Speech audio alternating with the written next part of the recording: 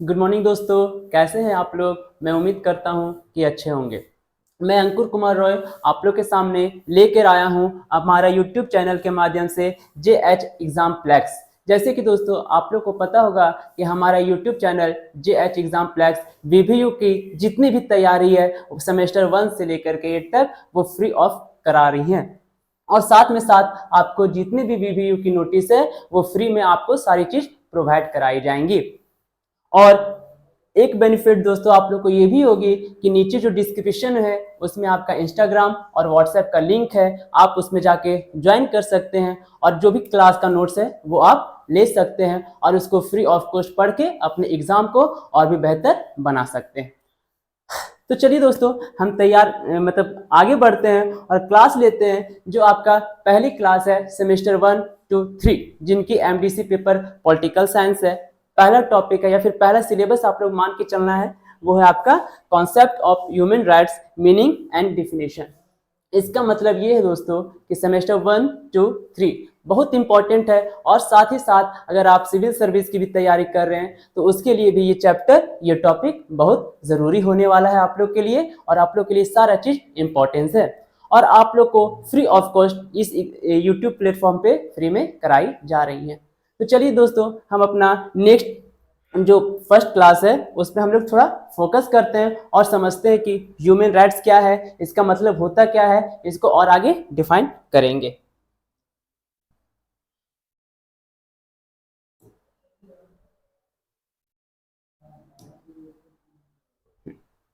तो चलिए दोस्तों हम शुरू करते हैं। शुरू करने से पहले थोड़ा सा दोस्तों हम ये बताते हैं आपको कि ये जो मानवाधिकार है ये आज की क्लास आप लोग के लिए इसलिए महत्वपूर्ण है कि मानवाधिकार से बहुत सारे क्वेश्चन आते हैं और क्वेश्चन आने का मतलब है दोस्तों कि आपका ये सेमेस्टर में तो आएंगे ही, कोई भी कुछ भी हो ये मानवाधिकार से क्वेश्चन सेमेस्टर में आएंगे। मानवाधिकार दोस्तों मानवाधिकार एक ऐसा चीज है जो हम लोग को जन्म से ही मिलती है और ये मानवाधिकार हम लोग को अगर हम लोग देखें हिंदी में इसको ह्यूमन राइट्स बोलते हैं। ह्यूमन राइट्स मानवाधिकार। अब मानवाधिकार को जानने से पहले दोस्तों हम लोग थोड़ा सा मानवाधिकार होता क्या है उसको जानेंगे। मानवा मानवा मतलब दोस्तों हम लोग जैसा मतलब मानव यानी आप और हम मानव है और उसका अधिकार यानी अगर हम लोग दोनों को अगर संधि विच्छेद अगर आप लोग पढ़ते होंगे दोस्तों हिंदी में थोड़ा सा भी नॉलेज होगी तो आप लोग ऐसे ऐड कर सकते हैं जिसका मतलब होता है मानवाधिकार। मतलब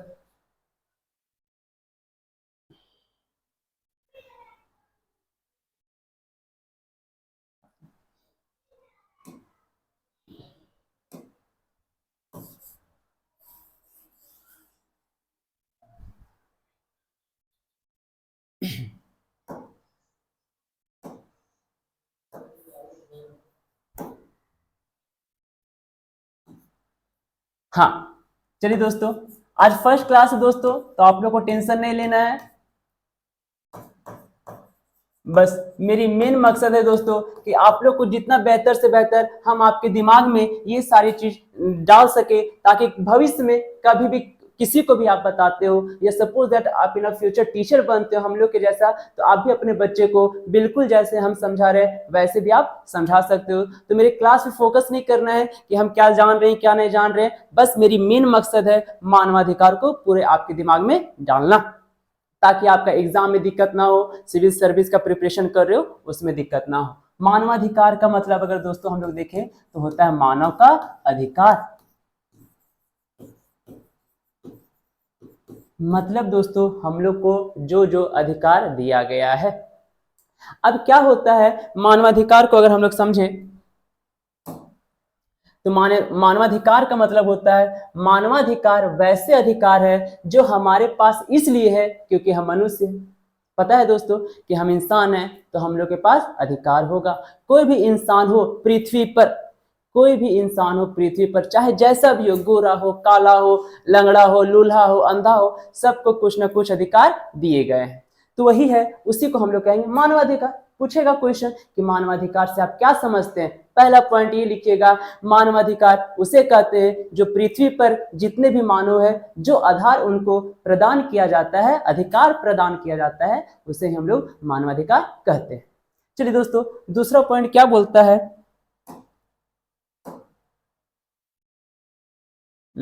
चलिए दूसरा पॉइंट बोलता है कि राष्ट्रीयता, लिंग, राष्ट्रीय या जातीय मूल, रंग, धर्म, भाषा या किसी, यहाँ या हो जाएगा दोस्तों, या किसी अन्य स्थिति की परवाह किए बिना ये हम सभी के लिए सार्वभौमिक अधिकार है। मतलब देखना दोस्तों, राष्ट्रीयता, जिस राष्ट्र में हम लोग रह रहे हैं यानी भारत, लिंग, स्त्री हो या पुरुष हो, स्त्री या पुल्लिंग, लिंग समझ रहे हैं, राष्ट्रीय या जातीय मूल, रंग, धर्म, भाषा या किसी अन्य स्थिति की परवाह किए बिना ये हम सभी के लिए सार्वभौमिक अधिकार है। सार्वभौमिक का मतलब होता है दोस्तों, सार्व मतलब पूरा, और भौमिक पता है दोस्तों आप लोग को, अगर ज्योग्राफी भी थोड़ा सा पढ़े होंगे तो भौमिक यानी भूमि, मतलब कि पूरे भूमि पे जो भी इंसान है जिसको अधिकार दिया गया है, उसमें जाति भेदभाव, गोरा काला का किसी का मतभेद नहीं करना है, और हम लोग को सबके साथ एक साथ मिलकर चलना, और सबको अधिकार दिया गया है। ऐसा नहीं है दोस्तों कि वो लंगड़ा हो तो लंगड़ा का अधिकार छीन लिया जाएगा, वो अंधा है तो उसका अधिकार छीन, नहीं, पृथ्वी पर सबको एक जैसा अधिकार दिया गया है, चाहे वो देख सके, चाहे लंगड़ा के चले या जैसा भी घिसड़ा के चले, हमको मतलब नहीं है, बस उसको सबको अधिकार मिला है। चलिए दोस्तों आगे देखते हैं, आगे क्या बोलता है।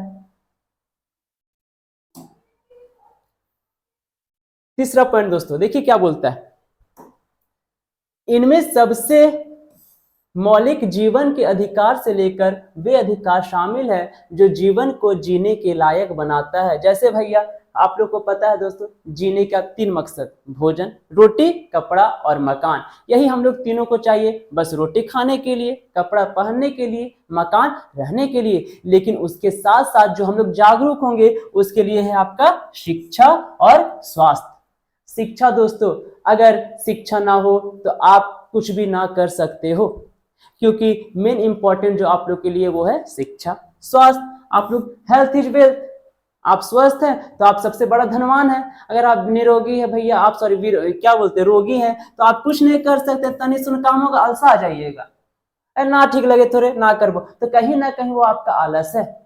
तो हेल्दी भी होनी बहुत इंपॉर्टेंट है। देन आफ्टर है दोस्तों स्वतंत्रता, भैया आप आजाद हैं, हमको मानवाधिकार के लिए बस भोजन, शिक्षा, काम, स्वास्थ्य और स्वतंत्रता, ये तीनों अगर हमको मिल जाता है तो मेरे पास मानवाधिकार है, अदरवाइज नहीं है, इसका मतलब नहीं है। आगे क्या बोलता है दोस्तों, आई होप, उम्मीद करता हूं कि ये सेकेंड जो पॉइंट है आप लोग अच्छे से समझ गए होंगे। देखिए दोस्तों तीसरा क्या बोलता है, प्रत्येक वर्ष अंतरराष्ट्रीय समुदाय 10 दिसंबर को, बहुत इंपॉर्टेंट है दोस्तों, 10 दिसंबर, इनको माइंड में मेकअप कर लेना या फिर कॉपी पेन में लिख लेना, 10 दिसंबर को विश्व मानवाधिकार दिवस मनाते हैं। क्या करते दोस्तों, मनाते हैं, मतलब बोल रहा है अंतरराष्ट्रीय समुदाय, इसका मतलब इंटरनेशनल, अंतरराष्ट्रीय, इंटरनेशनल, यानी पूरा विश्व में 10 दिसंबर को विश्व मानवाधिकार दिवस मनाते हैं। ये आपके लिए इंपॉर्टेंट है, 1 नंबर भी आपका इससे कवर हो जाएगा, और अगर 2 या 3 नंबर का लॉन्ग आंसर भी लिखिएगा तो आपका ये भी इंपॉर्टेंट है। तो अंतरराष्ट्रीय दिवस कब मनाते हैं मानवाधिकार दिवस, तो 10 दिसंबर को। अब क्या बोलता है दोस्तों, नेक्स्ट पॉइंट देखते हैं, यह वर्ष 1948 के उस दिन के उपलक्ष्य में मनाया जाता है जब संयुक्त राष्ट्र महासभा ने मानवाधिकारों की सार्वभौम घोषणा को अपनाया था। अब देखिए दोस्तों, अभी तो हम कर रहे हैं दुनिया की बात, तब हम लोग आएंगे भारत की बात में।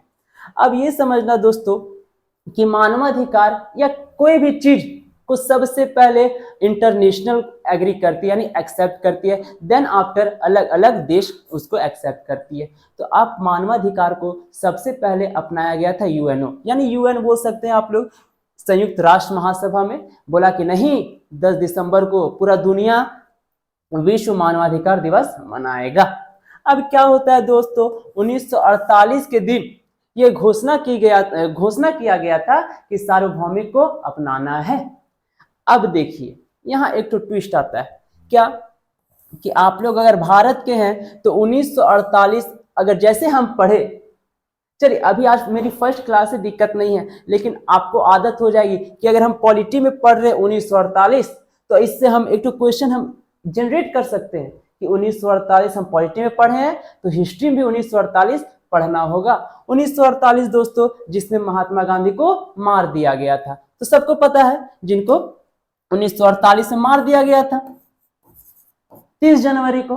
दो ठो क्वेश्चन पॉलिटिकल है दोस्तों, राजनीतिक पढ़ रहे तो राजनीतिक का ही बात करेंगे, ज्योग्राफी पढ़ेंगे भूगोल का बात करेंगे।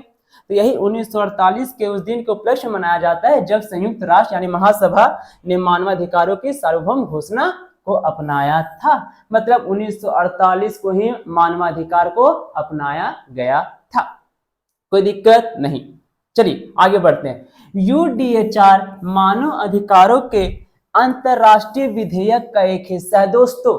विधेयक याद आता होगा, विधेयक आप लोग पढ़े होंगे, 12th में पढ़े होंगे, 10th में पढ़े होंगे, 6, 7, 8 में पढ़े होंगे आप लोग विधेयक।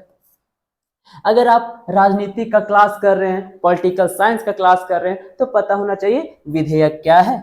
विधेयक को अगर हम लोग इंग्लिश से बोलेंगे तो इसको बोलेंगे बिल। बिल मतलब विधेयक। उस विधेयक उसे कहेंगे जो भी किसी कानून को अगर देश में लागू किया जाता है तो एक तो हस्तलिखित दस्तावेज होती है, यानी एक तो बिल दिया जाता है राज्यसभा लोकसभा, भारत की बात करें दोस्तों तो उसी को कहेंगे बिल। तो वही बोला है कि यूडीएचआर मानव अधिकारों के अंतरराष्ट्रीय बिल को अपनाया था या फिर एक हिस्सा था। आई होप दोस्तों कि आप लोग को अच्छे से समझ में आती ही होगी और आपको जरा सा भी टेंशन नहीं लेना है दोस्तों, जरा सा भी नहीं। बस ये तो पहली शुरुआत है।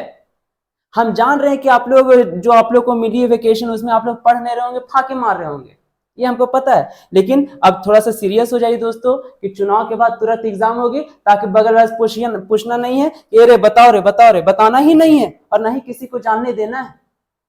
मुंह बना लीजिएगा, पढ़ने के समय में पढ़िएगा ना और मुंह बना के बैठा रहेगा कि सर कुछ आ नहीं रहा है।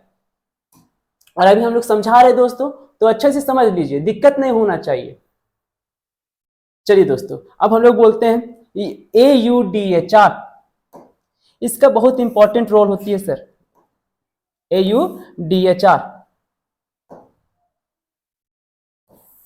देखिए, AUDHR जिसके लिए universal declaration human rights, sorry दोस्तों इसमें ए नहीं होगी, सिर्फ यूडीएचआर होगी, यूनिवर्सल डिक्लेरेशन ह्यूमन राइट्स। ये ए को इग्नोर करना है, बस इग्नोर, मेरी गलती को इग्नोर करना है और मेरी बताने को एक्सेप्ट करना है। तो यूडीएचआर का फुल फॉर्म हो जाएगा यूनिवर्सल डिक्लेरेशन ह्यूमन राइट्स। अब हम लोग हिंदी स्कूल में पढ़े हैं, जैक बोर्ड सब लिखे होंगे, कुछ ना कुछ इसमें सीबीएसई भी होंगे। तो अगर हम लोग को हिंदी में पूछा जाए तो मानव अधिकारों की सार्वभौम घोषणा, मतलब कि हम लोग को जो अधिकार मिली थी वो पूरे तरीके से पूरे विश्व में जो घोषणा किया गया था, किसके थ्रू? यूडीएचआर के थ्रू, यानी फुल फॉर्म पूछ देगा दोस्तों। तो ये बहुत इंपॉर्टेंट है और पूछेगा क्या, पूछा भी था।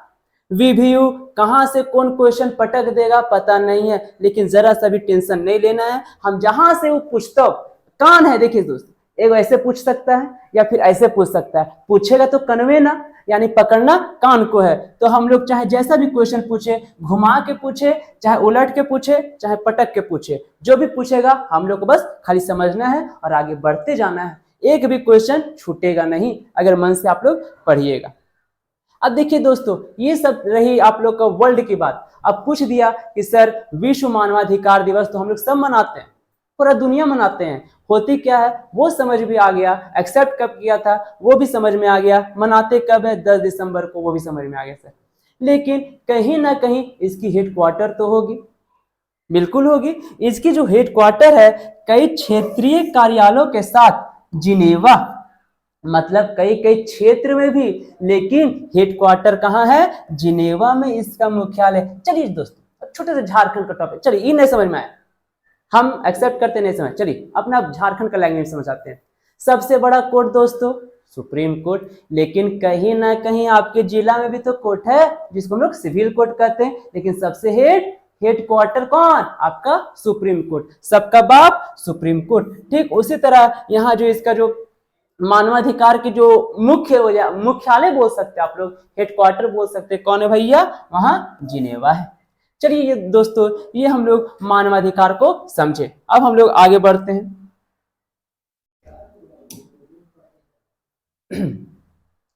अब हम लोग मानवाधिकार का परिचय को समझे कि था क्या। अब हम समझेंगे कि मानवाधिकार विधेयक क्या है, यानी बिल क्या है। तो ये बहुत इंपॉर्टेंट है। मानवाधिकारों का अंतरराष्ट्रीय विधेयक क्या है? 3 नंबर का क्वेश्चन पूछ सकता है, बहुत इंपॉर्टेंट है। अगर दोस्तों 3 नंबर का क्वेश्चन पूछेगा तो बहुत इंपॉर्टेंट है, इसलिए क्या है पूछ देगा कि मानवाधिकारों का अंतरराष्ट्रीय विधेयक ही बताएं। बिल किसी भी ना किसी चीज को अगर भारत में देश में लागू करना होता है उसके पहले विधेयक पेश करना होता है, यानी बिल पेश करना होता है। देखते हैं क्या है। अब देखिए दोस्तों, बहुत इंपॉर्टेंट है आप लोग के लिए। द्वितीय विश्व युद्ध 1939 से 1945 के बाद सेकेंड वर्ल्ड वॉर कब हुई थी दोस्तों? तो सेकेंड वर्ल्ड वॉर हुई थी 1939 से 1945। अब पूछ देगा, अगर आप दूसरा विश्व युद्ध अगर पढ़ रहे हैं तो कहीं ना कहीं पहला विश्व तो युद्ध तो हुआ होगा, तब ना दूसरा आया। बच्चा पहले एक आता है तब दूसरा आता है। कितने बच्चे? 2 बच्चे, तो कहीं ना कहीं एक बच्चे पहले से जरूर होंगे। अब देखिए क्या बोलता है। प्रथम विश्व युद्ध को भी हम लोग जान लेते हैं कि सर आप यहाँ द्वितीय विश्व युद्ध बताएं सर, तो कहीं ना कहीं प्रथम विश्व युद्ध भी हुआ होगा। हाँ बिल्कुल हुआ होगा, बताइए। नहीं पता? देखिए प्रथम विश्व युद्ध जो होता है या फिर हुआ है,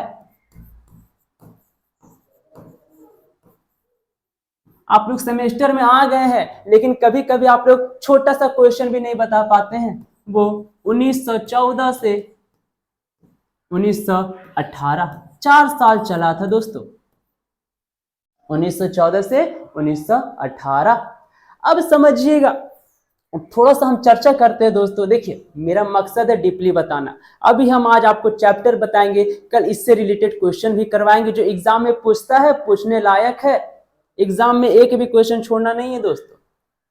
थोड़ा सा डिफाइन करते हैं हम लोग सेकेंड वर्ल्ड वॉर, यानी द्वितीय विश्व युद्ध 1939 और 1945। आप लोग नाम सुने होंगे हिटलर का, यही मेन जड़ था, मेन कारण था सेकेंड वर्ल्ड वॉर का, हिटलर। सेकेंड वर्ल्ड वॉर,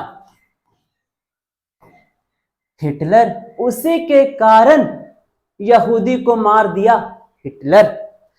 बहुत सारा नरसंहार को रोक दिया गया, मतलब नरसंहार इतना किया था हिटलर कि बाद में जाके विश्व मानवाधिकार जब लागू हुआ तो सारा चीज को रोक दिया गया।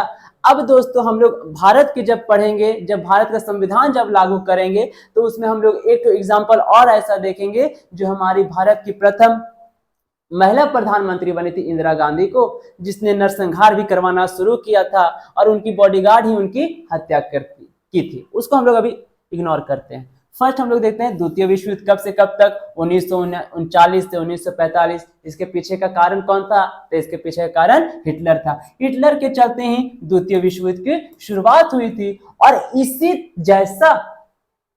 के जैसा तीसरा विश्व युद्ध ना हो, इसके लिए यूएनओ, WHO और भी बहुत सारी चीज का स्थापना हुआ ठीक इसके बाद। यानी जितना चीज का अगर आप लोग अंतरराष्ट्रीय स्तर पर देखिएगा तो 1945 के बाद ही हुआ। ठीक उसी में एक मानवाधिकार अंतरराष्ट्रीय विधेयक भी है, यानी मानवाधिकार भी। चलिए दोस्तों हम लोग आगे बढ़ते हैं। क्या बोलता है द्वितीय विश्व युद्ध 1939 से 1945 के बाद शुरू हुई घोषणाओं और अनुबंधों की एक श्रृंखला से सार्वभौमिक मानवाधिकार स्पष्ट हुए।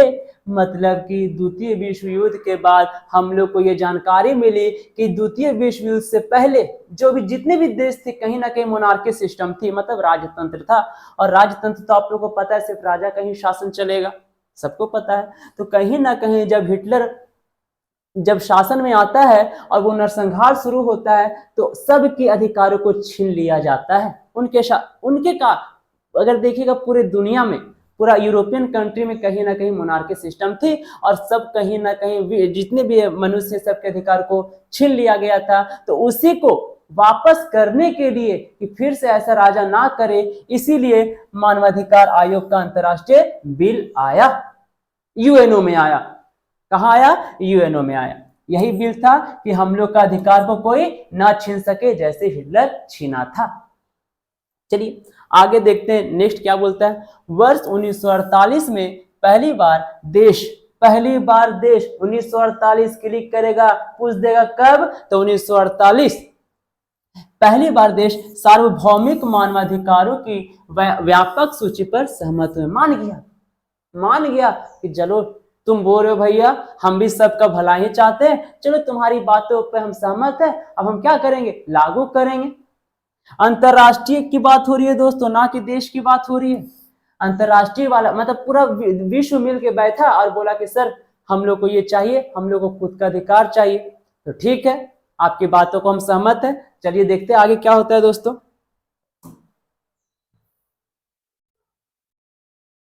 अब क्या बोलता है आगे नेक्स्ट पॉइंट में, दिसंबर 1966 कब, दिसंबर 1966 में वही यूएनओ दोस्तों जो हम बताए थे, संयुक्त राष्ट्र महासभा ने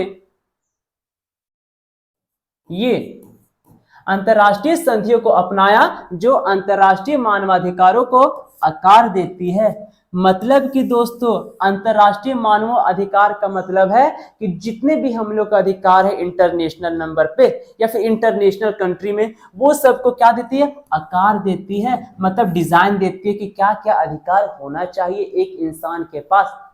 क्या है, ठीक है भैया आप हमको जो बताएं 1948 में, हम ठीक है आपका बात मान लेते हैं।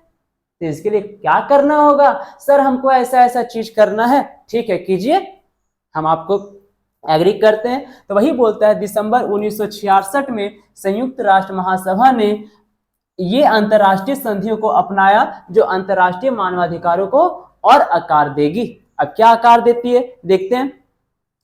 आर्थिक, सामाजिक और सांस्कृतिक अधिकारों पर, आर्थिक दोस्तों और सामाजिक और सांस्कृतिक, यही तीन चीज है, आर्थिक, सामाजिक और सांस्कृतिक, जो एक इंसान होने की पहचान बनाती है। मतलब आर्थिक भैया पैसा, सामाजिक समाज में रहने वाला, और सांस्कृतिक अपनी सभ्यता, अपनी जो पुरानी तौर तरीके हैं, जो रवैये है वो चीज।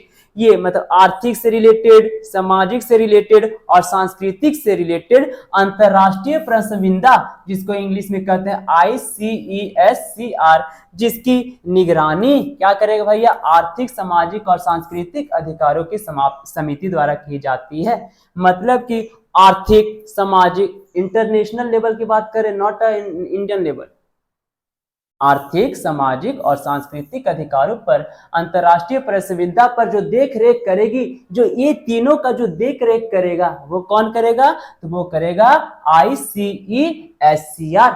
इसकी फुल फॉर्म हम लोग आगे देखेंगे, बस आप लोग को ये समझना है कि अंतरराष्ट्रीय पर आर्थिक, सामाजिक और राजनीतिक जो भी है, ये तीनों चीज पे देख रेख जिसका निगरानी रहेगा वो ICESCR।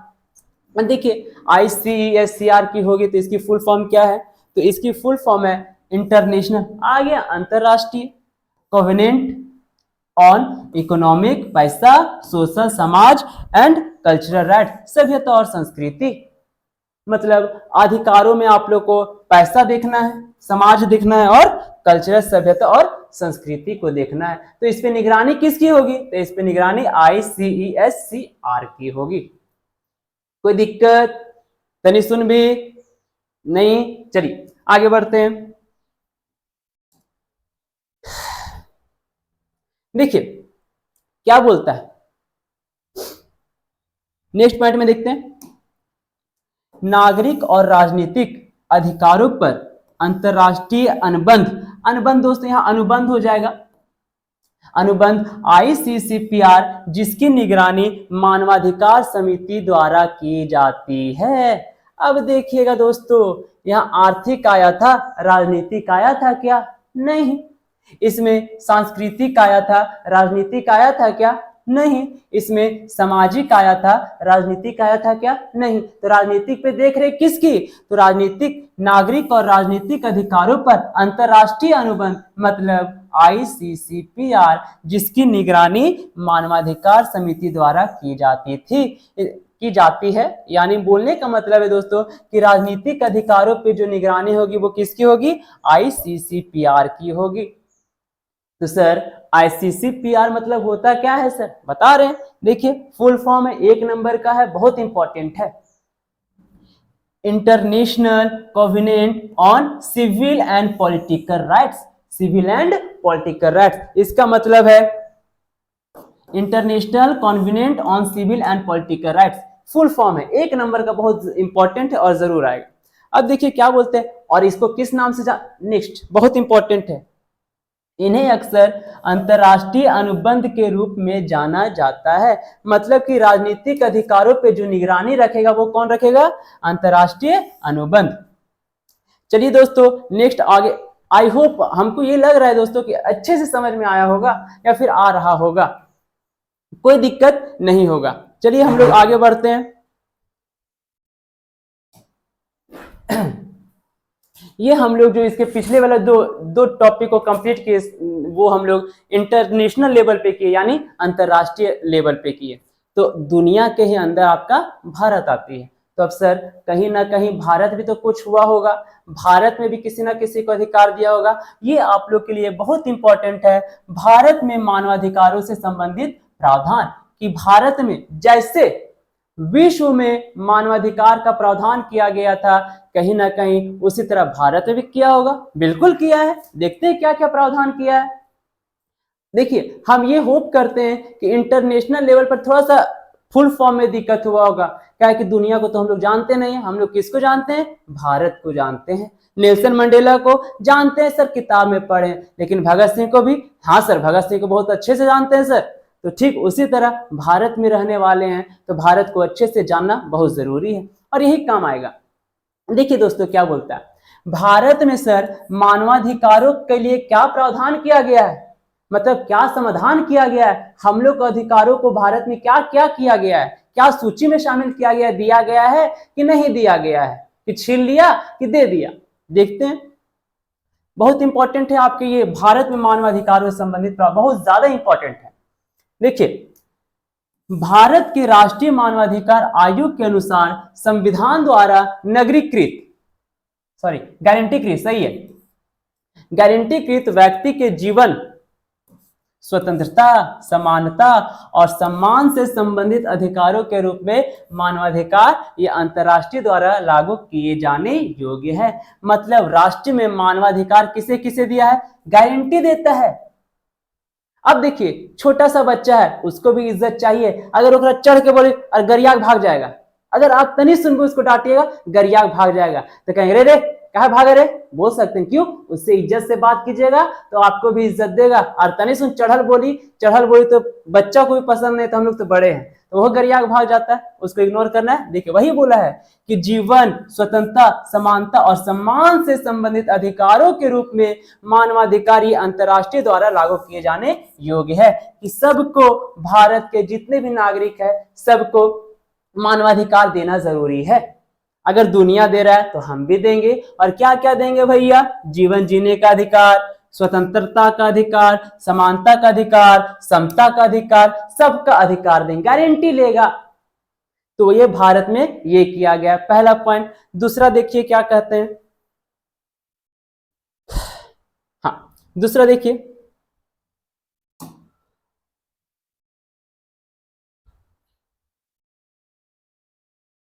चलिए दूसरा देखते हैं टॉपिक, राष्ट्रीय मानवाधिकार आयोग।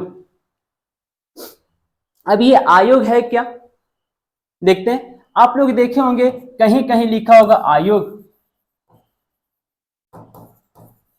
जिसको इंग्लिश में बोलेंगे कमीशन। संघ लोक सेवा आयोग यूपीएससी, राज्य लोक सेवा आयोग जेपीएससी। तो आयोग कहां? कमीशन में। तो कहीं ना कहीं राष्ट्रीय मानवाधिकार आयोग मतलब नेशनल लेवल का पूछेगा, राष्ट्रीय आ रहा है यानी भारत का बात आ रही है, और अंतरराष्ट्रीय देश के बाहर की बात आएगी, दुनिया की बात आएगी। अब देखते हैं क्या है भैया राष्ट्रीय मानवाधिकार, ये बहुत ज्यादा इंपॉर्टेंट है, इसको भी आई कर लीजिएगा, बहुत बहुत इंपॉर्टेंट। क्या बोलता है, भारत में राष्ट्रीय मानवाधिकार आयोग NHRC की स्थापना वर्ष 1993 में की गई थी। कब की गई थी? 1993 में की गई थी। राष्ट्रीय मानवाधिकार आयोग की स्थापना कब? 1993 में। जिस कानून के तहत इसे स्थापित किया गया है वह है मानवाधिकार अधिनियम। अब देखिए किसी भी चीज को लागू करने से पहले एक अधिनियम बनाया जाता है, तो कहीं ना कहीं राष्ट्रीय मानवाधिकार आयोग को लागू करने के लिए एक अधिनियम बनाया जिसका नाम है मानवाधिकार अधिनियम। कब बनाया गया? 1993 में बनाया गया। मतलब स्थापना भी 1993 में भी की गई थी और अधिनियम भी उसी साल हुई थी, यानी अधिनियम भी वही साल बना था और उसी साल स्थापना भी हो गई थी। अधिनियम बना के स्थापना किया गया। अब देखिए NHRC इंपॉर्टेंट है ये कि NHRC होती क्या है, तो इसको अगर हिंदी इंग्लिश में इसका फुल फॉर्म देखें तो national human rights commission India, मतलब कि national human rights commission India, Bharat राष्ट्रीय मानवाधिकार आयोग NHRC का फुल फॉर्म हो जाएगा। ये आपके लिए बहुत इंपॉर्टेंट है। अब देखते हैं और क्या किया सर, ये तो प्रावधान किया है, राष्ट्रीय मानव आयोग है वो देख लिए। अब आगे देखते हैं,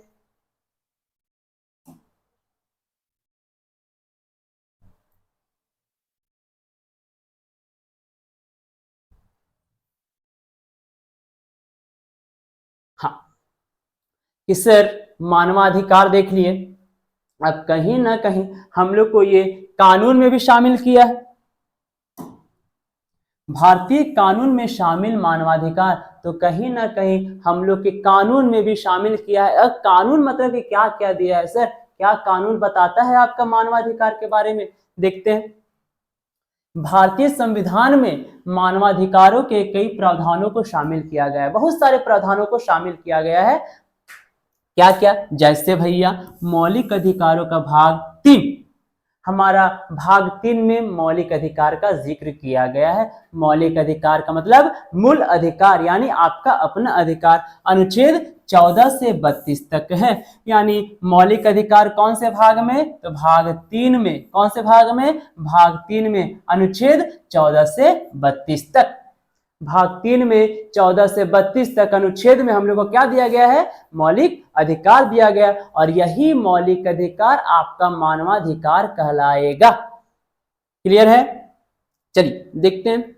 संविधान के अनुच्छेद 14 से 18 तक समता या समानता का अधिकार भारत के प्रत्येक नागरिक को, भी हम बताएं, समानता के अधिकार की गारंटी देती है। अभी हम बच्चा वाला एग्जांपल दिए थे, ओकरो इज्जत चाहिए, अगर इज्जत ना तो गरिया के भाग जाएगा, तो भागेगा तो उससे प्यार से बाबू रे एक कम्मा कर दे रे तो कर देगा, अरे ला तो रे, करेगा नहीं करेगा, तो उसको भी इज्जत से दीजिए तो वो लाके जरूर देगा। वही बोलता है कि बच्चा हो, बूढ़ा हो, जवान हो, कुछ भी हो, उसको समान चाहिए यानी समानता चाहिए यानी इज्जत चाहिए, और ये हमारा संविधान गारंटी देता है।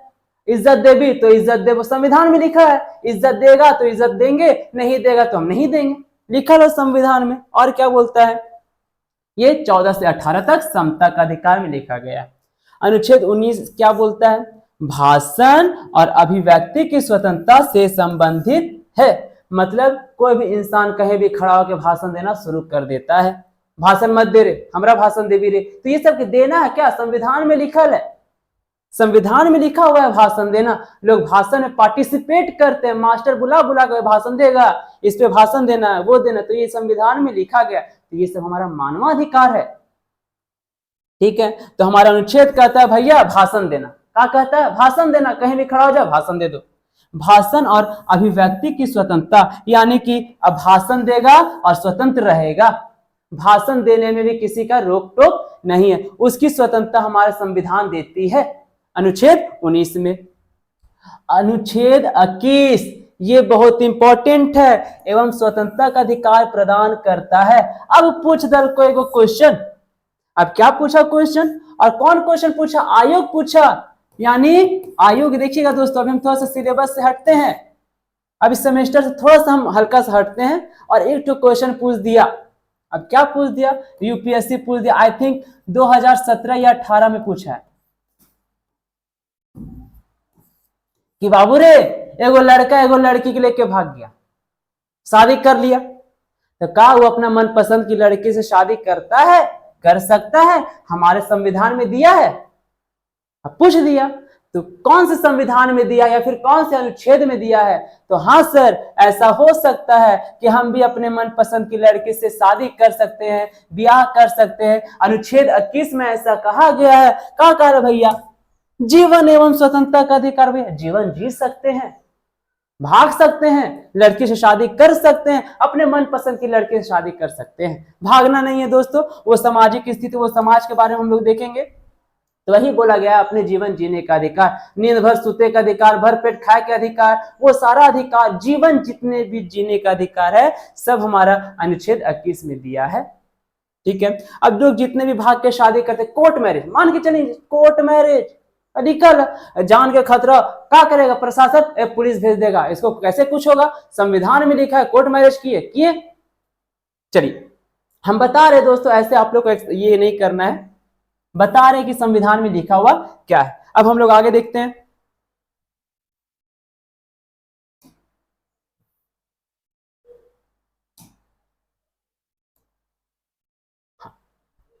ये हम लोग का कुछ अनुच्छेद दिया गया था जो हम लोग को मानवाधिकार के बारे में बताता है। अब देखते हैं कि हम लोग के लिए मानवाधिकार क्यों इंपॉर्टेंट है। मानवाधिकार सर, आप इतना जो लेक्चर दिए मानवाधिकार के बारे में दिए, चलिए बहुत अच्छा है, सुन के अच्छा लगा, जान के भी अच्छा लगा सर। लेकिन ये हम लोग के लिए क्यों इंपॉर्टेंट है सर मानवाधिकार? आखिर हम लोग क्या इसमें कर सकते हैं? चलिए देखते हैं क्या बोलता है।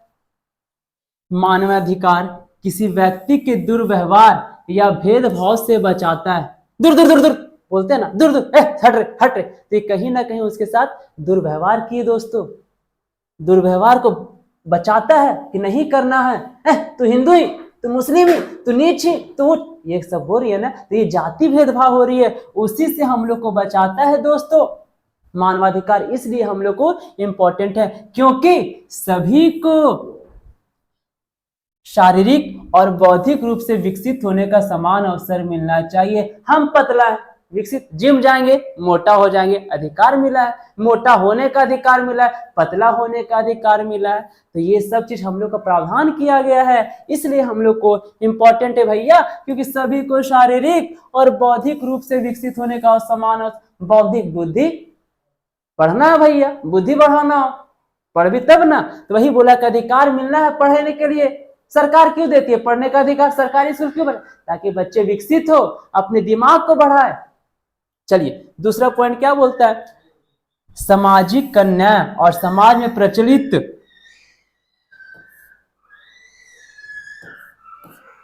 प्रचलित झूठी प्रथाओं के खिलाफ व्यक्ति बोल सकते हैं। अब यहां पे देखिएगा दोस्तों, सामाजिक में जो अन्याय हो रहा है, आपके समाज में जो अन्याय हो रहा है, उसके खिलाफ झूठी प्रथाओं, डायन आरोप, डायन बता के उसका मार दिया, डायन बता के बूढ़ी को मार दिया, तो ये कहीं ना कहीं झूठी प्रथा है। डायन विषाही पढ़ते होंगे आए हुए न्यूज में, झारखंड के तो हम लोग पढ़ते हैं, डायन बता के मार दिया, इस पे भूत आ गया, पिशाच आ गया। तो पढ़ा लिखेगा तब ना। वही पढ़ा लिखा बोला है कि सामाजिक अन्याय, जिस पे अन्याय होता है उसमें झूठी प्रथाओं के खिलाफ व्यक्ति, वो हम लोग बोल सकते हैं कि वो डायन नहीं है, डायन है, प्रूफ करके दिखाओ, पढ़ा लिखा रहेंगे तब ना। तो उस सब के लिए हम लोग को मानवाधिकार इंपॉर्टेंट है। आगे क्या है? मानवाधिकार गारंटी देता है कि लोगों की मूलभूत आवश्यकताओं को संबोधित किया जाए। यानी ये गारंटी हम लोग को दे रहा है, जैसे मोदी की गारंटी, गांधी की गारंटी, तो ठीक इसी तरह हम लोग का मानवाधिकार गारंटी देता है कि लोगों की मूलभूत आवश्यकताओं को संबोधित किया जाए। मतलब जितनी भी आवश्यकता है सबको संबोधित किया जाए, अभिवादन किया जाए, गारंटी देती है हमारी संविधान। और क्या बोलता है? एंड द लास्ट बोल रहा है, धार्मिक स्वतंत्रता मानव अधिकारों द्वारा संभव है। अब देखिए दोस्तों, जब मानव ही नहीं रहेगा तो धर्म नहीं रहेगा, और धर्म नहीं रहेगा तो दंगा होगा। अब देखिए हम लोग लड़ रहे हैं हिंदू मुस्लिम करके, तो कहीं ना कहीं मुस्लिम को स्वतंत्रता मिली है और हिंदू को स्वतंत्रता मिली है। मुस्लिम को क्या स्वतंत्रता मिलती है? अरे मस्जिद जाओ, ये करो।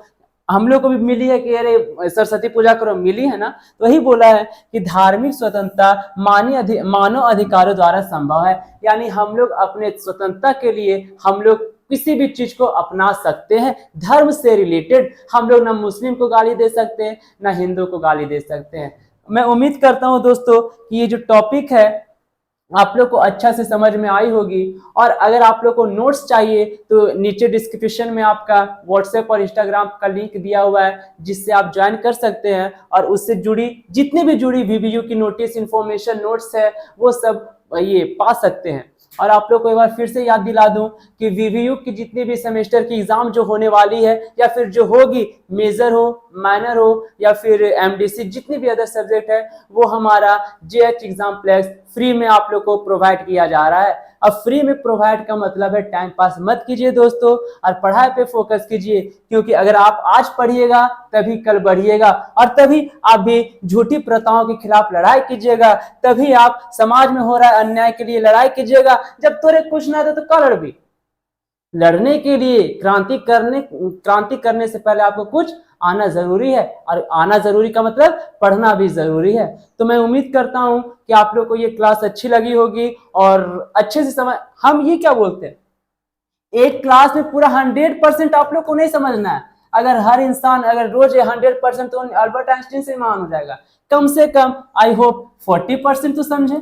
आज 40%, कल 40%, यही 40% करके एक ऐसा समय आएगा कि जब आप सेमेस्टर 8 जब आइएगा, लास्ट सेमेस्टर जब आप एग्जाम लिख रहे होंगे, तब पूछिएगा मास्टरवा से, मास्टर पूछने रे, कहाँ से पूछना, पूछ पॉलिटिकल साइंस, यहाँ पटक दीजिए किताब, पूछ कहाँ से पूछना। अभी 4 साल आप लोग के पास समय है, 3 साल है, 2 साल, हाँ इतना ब्रिलियंट है कि पूछिए सर कहाँ से पूछना, ऐसे खड्डे खड्डे जवाब देंगे। ऐसा होगा, बस खाली कंटिन्यू बने रहिए जेएच एग्जाम्प्लेक्स पे। और क्या बोल सकते हैं, बस खाली पढ़ाई पे फोकस कीजिए। आई होप आप लोग को अच्छे से समझ में आया होगा। मिलते हैं फिर कल हम लोग नेक्स्ट वीडियो के साथ, तब तक के लिए पढ़ाई कीजिए और फोकस के साथ कीजिए। धन्यवाद दोस्तों।